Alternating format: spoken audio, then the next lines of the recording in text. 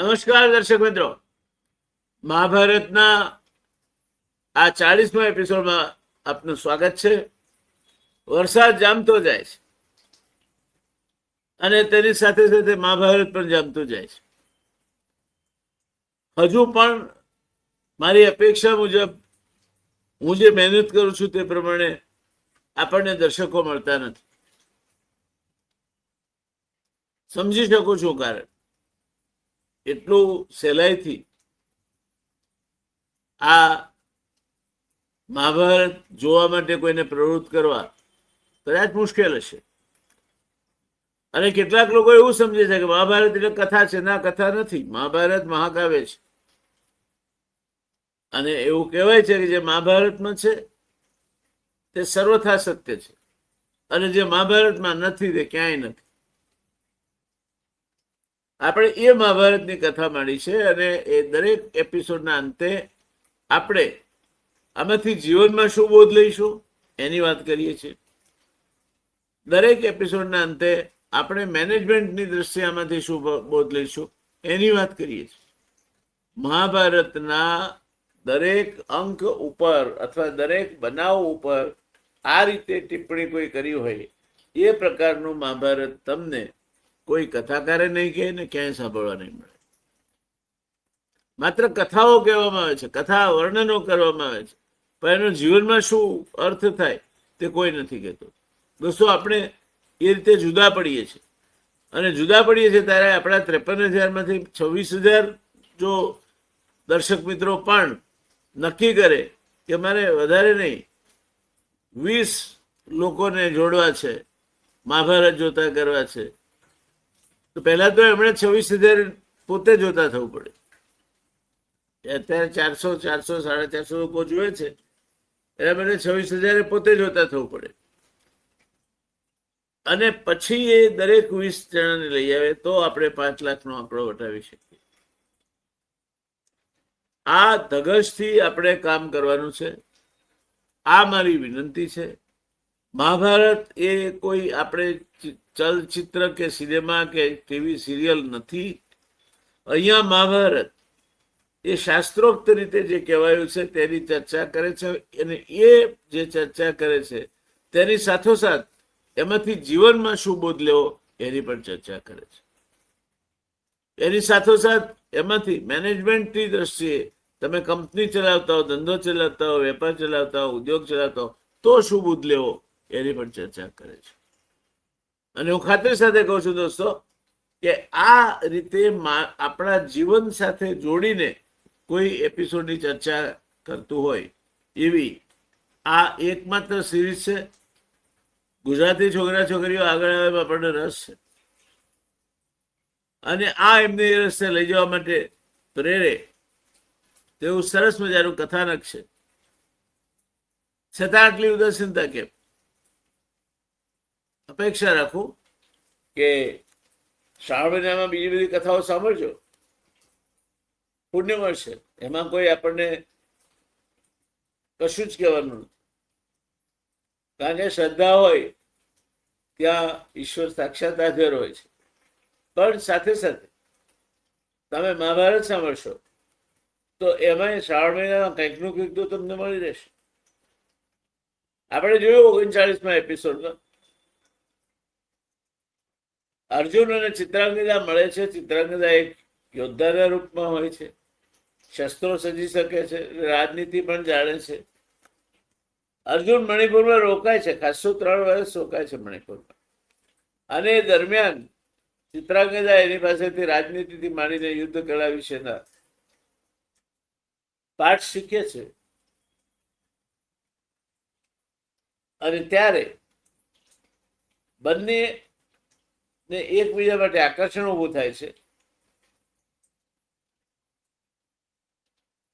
ચિત્રાંગદાના પિતાને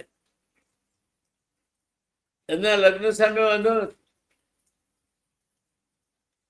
સવાલ એ છે કે ચિત્રાંગદા એમની એકમાત્ર વારસદાર છે અને પછી ચિત્રાંગદાનું જે સંતાન થશે તે રાજગાદી જાળવશે.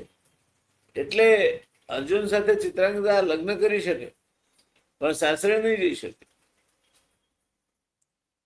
આ શરત સાથે લગ્ન થાય છે અને એ લગ્નથી અર્જુનને એક સંતતિ થાય છે,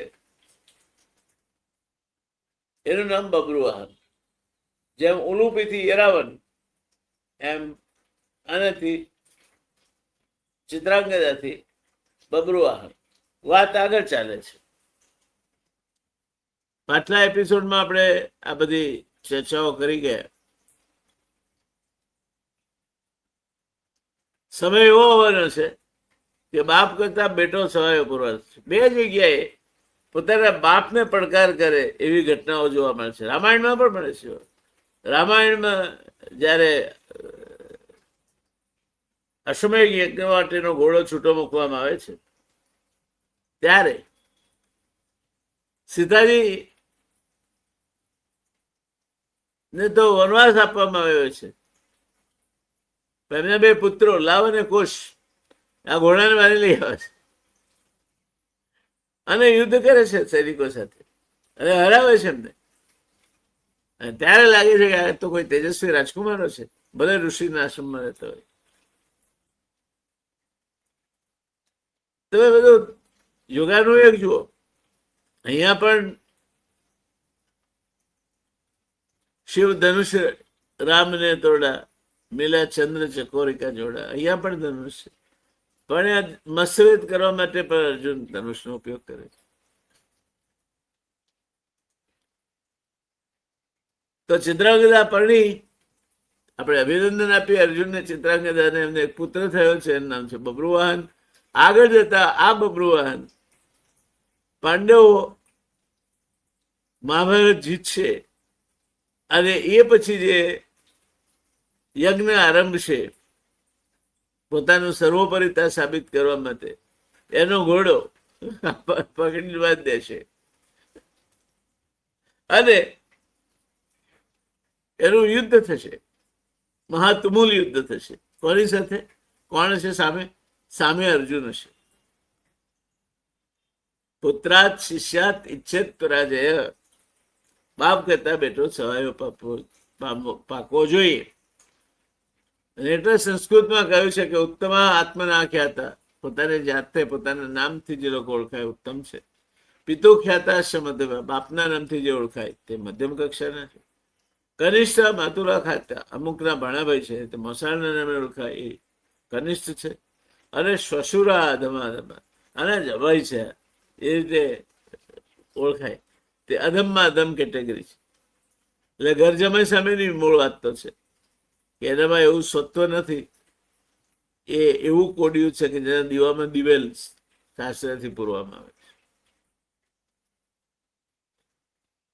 અર્જુન અહીંથી મણિપુરથી ચાલી નીકળે છે. બબ્રુવાહન ને ચિત્રાંગદા પાછળ રહે છે.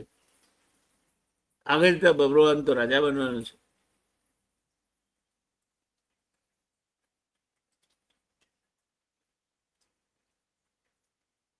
હવે અર્જુનની યાત્રા એક એવા સ્થળે પહોંચવાની છે જ્યાં માત્ર એમનું જીવન જ નહીં પરંતુ આખા મહાભારતનો ઇતિહાસ બદલાઈ જશે. એ સ્થળનું નામ છે દ્વારકા. અહીં અર્જુનની મુલાકાત થશે શ્રી કૃષ્ણ સાથે. અલપ જલપ મુલાકાત સ્વયંવર વખતે થઈ ત્યારે અલપ જલપ મુલાકાત થઈ. અહીં મુલાકાત થશે. કૃષ્ણની બેન સુભદ્રા સાથે પણ મુલાકાત થશે. આ પ્રેમ કથા માત્ર બે વ્યક્તિઓની કથા નથી. આ એક એવું રાજકીય જોડાણ છે જેમાંથી જન્મશે અભિમન્યુ. દોસ્તો, પહેલાના રાજ્ય વ્યવસ્થામાં રાજકીય જોડાણો લગ્ન સંબંધોના કારણે પણ બંધાતા અને એકની તાકાત બીજાની સાથે જોડાતી. મણિપુરથી વિદાય લીધા પછી અર્જુન અનેક તીર્થોની યાત્રા કરતા પશ્ચિમ ભારત તરફ આગળ વધે છે. પ્રભાસ ક્ષેત્રમાં થોડો સમય વિતાવે છે. સોમનાથ દાદા બીજા બિરાજી રહ્યા છે. અહીં તમને યાદવ વંશ વિશે એક સમાચાર મળે છે અને એ સમાચાર સાંભળીને વિચારમાં પડી જાય છે. બલરામ સુભદ્રાના લગ્ન દુર્યોધન સાથે કરાવવા માંગે છે. દુર્યોધન એમનો લાડકો શિષ્ય હતો. ગદાયુદ્ધ એને બલરામ પાસેથી શીખ્યું હતું અને બલરામ આમ રાજકીય રીતે તાકાતવાર બધા કૃષ્ણ મોટા બી ખરા, પણ બુદ્ધિના લઠ હતા. એટલે બલરામ સુભદ્રાના લગ્ન દુર્યોધન સાથે કરાવવા માંગતી. અર્જુન ક્ષણભર માટે મૌન થઈ જાય છે.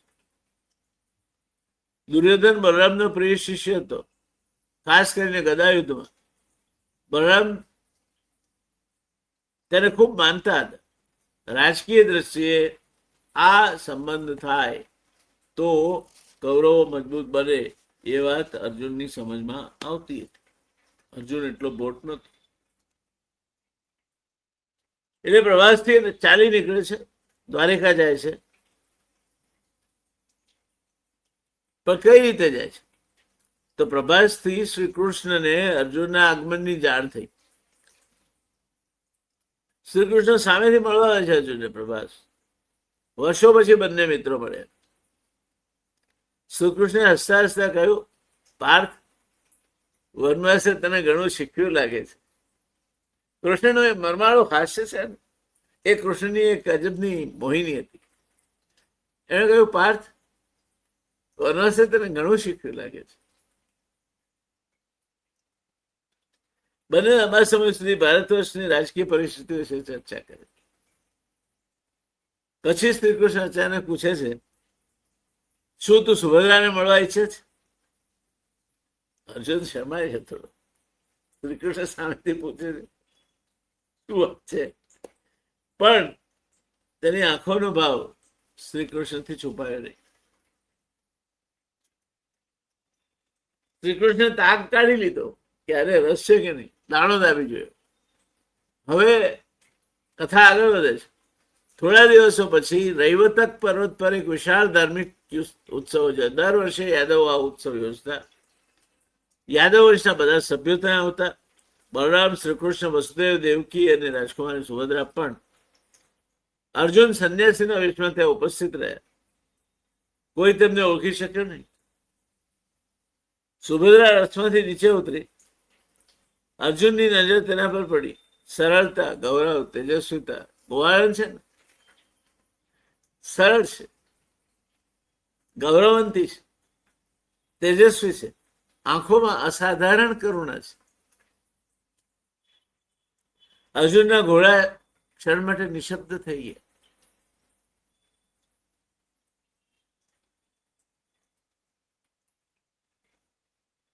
અર્જુન જાતે પણ થોડી ક્ષણ માટે પેલા શ્રી કૃષ્ણના રથના ઘોડાઓની માફક પોતે પણ નિશબ્દ થઈ ગયા. પણ ઘોડાઓ તો સુભદ્રાની આંખમાં કરુણા વાંચતા હતા. અર્જુનને સુભદ્રાની આંખમાં શું દેખાયું કે નિશબ્દ થઈ ગયું? સુભદ્રામાં એવું શું દેખાયું કે નિશબ્દ થઈ ગયું? બીજી તરફ સુભદ્રાની નજર પણ આ તેજસ્વી સંન્યાસી પર પડી. તેને પણ આશ્ચર્ય થયું. સામાન્ય તપસ્વી જેવો નથી લાગતો. તેના ચહેરા પર યોદ્ધાનું તેજ સ્પષ્ટ દેખાતું હતું. લાખ छिपाओ छिप न सकेगा, राज इतना गहरा, दिल की बात बता देता है असली नकली चेहरा. ચહેરા પરથી ખ્યાલ આવી જાય કોણ શું છે.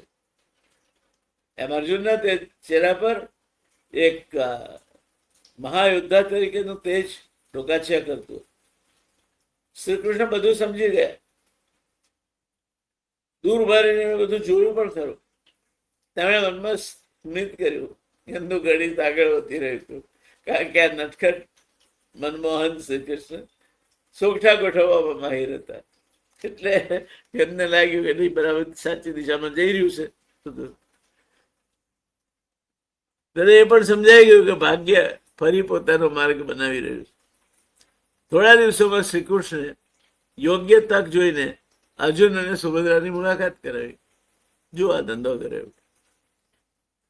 ધીમે ધીમે બંને વચ્ચે વાતચીત શરૂ થઈ. સુભદ્રાને ખબર પડી કે આ કોઈ સંન્યાસી નથી. આ તો પાંડવ, 5 પાંડવોમાંના એક, ત્રીજા નંબરના પાંડવ અર્જુન છે. પાંડવોની જ્યેષ્ઠતાના કારણે જોઈએ આપણે તો સૌથી મોટા યુધિષ્ઠિર, પછી ભાઈ ભીમ, પછી અર્જુન, પછી નકુલ ને પછી છેલ્લે સહદેવ.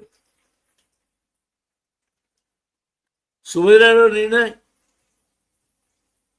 શું હશે? અર્જુનથી ધીરે ધીરે પ્રભાવિત થવા માંડી છે, અર્જુનથી આકર્ષવા માંડી છે. પરંપરાગત કથાઓ અનુસાર સુભદ્રા પણ અર્જુનના પરાક્રમ વિશે જાણી ચૂકી હતી. તેણે તેમના વ્યક્તિત્વને નજીકથી ઓળખ્યું. તેના મનમાં પણ અર્જુન માટે સ્નેહના અંકુર ફૂટ્યા. પરંતુ એક મોટી મુશ્કેલી હતી. આને બલરામ ઉભા હતા. તેમની ઈચ્છા હજુ પણ દુર્યોધન સાથે સંબંધ બાંધવાની હતી. સમય બહુ ઓછો હતો એટલે શ્રી કૃષ્ણે પાછી ચાલ ચાલી.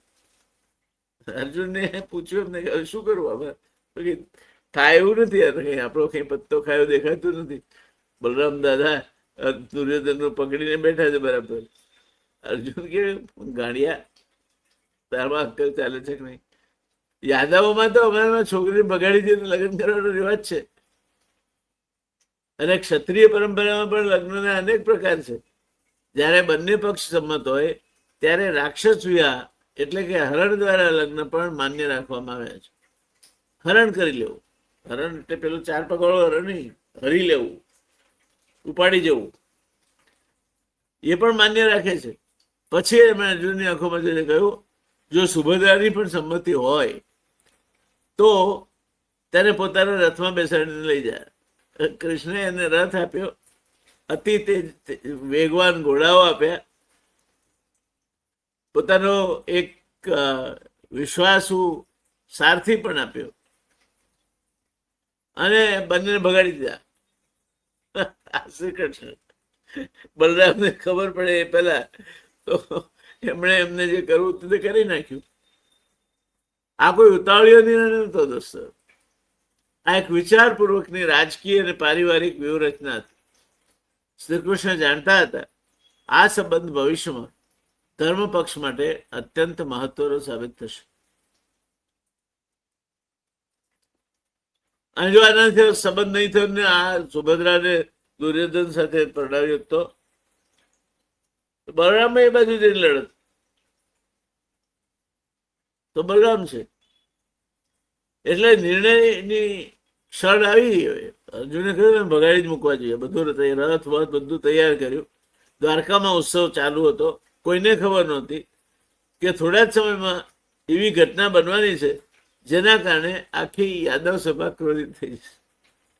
બલરામ શસ્ત્ર ઉપાડશે, યાદવ સેના રથો તૈયાર કરશે અને શ્રી કૃષ્ણ ફરી એકવાર આખી પરિસ્થિતિને પોતાની બુદ્ધિથી બદલી નાખશે. એને એટલે જ એમણે કોઈને ખબર પડે પહેલા બહુ પોતાના અતિ વેગવાન અશ્વો સાથે પોતાના વિશ્વાસુ સારથીને મોકલીને આ બંનેને બગાડી દીધા કે જાઓ ભાગો અહીંથી, હોય તમારું કામ આગળ મળીશું. તો શું મહાભારતમાં શ્રી કૃષ્ણનું એક વિશિષ્ટ સ્થાન છે. તેઓ માત્ર યુદ્ધના નાયક નથી, તેઓ સંબંધોના પણ મહાન શિલ્પી છે. આપણે મેનેજમેન્ટની ભાષામાં કહીએ હ્યુમન રિલેશન્સ, માનવ સંબંધો. શ્રી કૃષ્ણ એના મહાન શિલ્પી છે. તેઓ જાણે છે ક્યારે મૌન રહેવું, ક્યારે સલાહ આપવી, ક્યારે ઇતિહાસને યોગ્ય દિશા આપવી. આ પ્રસંગમાં પણ એમને બળથી નહીં બુદ્ધિથી કામ લેવાનું નક્કી કર્યું. લાકડું એના વડે ભાગે ને એ જ ઉત્તમ છે, નહીં તો હાથમાં વાગે. એટલે એમણે બળ નહીં ચાલે, કળથી કામ લેવું પડશે. મેનેજમેન્ટની દ્રષ્ટિએ જોઈએ, લીડરશીપના પ્રિન્સિપલની દ્રષ્ટિએ જોઈએ તો સાચો નિર્ણય માત્ર સાચો હોવો પૂરતો નથી. Leadership is the art of timing. તે યોગ્ય સમય લેવાયો હોવો જોઈએ, તાર્કિક પણ હોવો જોઈએ. એક વસ્તુ સમજી લો, તમે જ્યારે નિર્ણય લો છો ત્યારે એ સાચો જ છે એમ માનીને નહીં ચાલવું. ત્યારે તમારા તર્કથી તમે વિચારીને તમને જે સાચું લાગે છે એવો નિર્ણય લો છો, એટલે તાર્કિક છે. એ સાચો કે ખોટો એને તો સમય પુરવાર કરે. શ્રી કૃષ્ણ ઉતાવળ નથી કરતા, યોગ્ય ક્ષણની રાહ જુએ છે અને પછી જ એમનો નિર્ણય એવો આવે છે કે સમગ્ર પરિસ્થિતિ બદલાઈ જાય. પહેલા એમણે બગાડી મૂક્યા પછી અને પછી શું તો કઈ રીતે ભગાડી મૂકે? અર્જુનને સુભદ્રાને વિદાય કઈ રીતે કરે? શું થયું આગળ? અર્જુન સુભદ્રા લગ્ન ક્યારે થયા? તરંગા સાથે થયા, ઉલુપી સાથે થયા. તો અર્જુન ને સુભદ્રાને લગ્ન ક્યારે થયા? થશે આવતા એપિસોડ. અને આ લગ્નથી જન્મશે અભિમન્યુ. ચાલુ રહેશે આપણી ચર્ચા 41મા એપિસોડ. મળીએ ત્યાં સુધી જય શ્રી કૃષ્ણ. ઓમ નમો ભગવતે વાસુદેવાય નમઃ. ઓમ નમો ભગવતે વાસુદેવાય નમઃ.